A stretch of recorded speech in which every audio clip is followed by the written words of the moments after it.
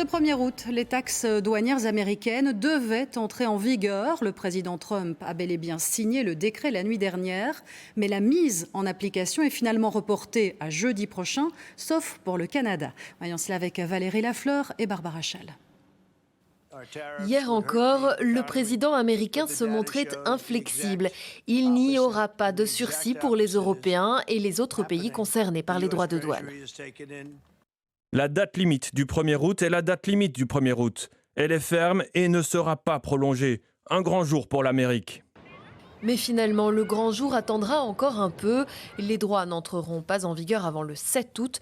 Une semaine de plus donc pour les partenaires européens.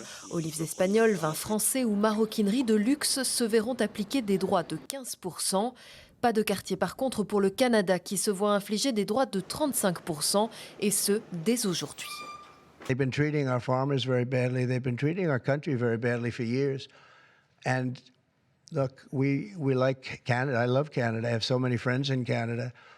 But they've been very poorly led. They've been very, very poorly led. And all we want is fairness for our country. That's what.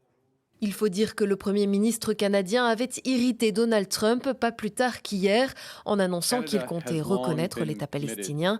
Le président américain avait répliqué menaçant. Waouh! Le Canada vient d'annoncer qu'il soutenait la création d'un État palestinien. Il nous sera donc très difficile de conclure un accord commercial avec eux. Au Canada! Aux côtés du Canada, le Mexique est lui aussi un partenaire majeur des États-Unis. Son sort reste en suspens. Donald Trump a accepté de prolonger les négociations avec la présidente mexicaine pour 90 jours.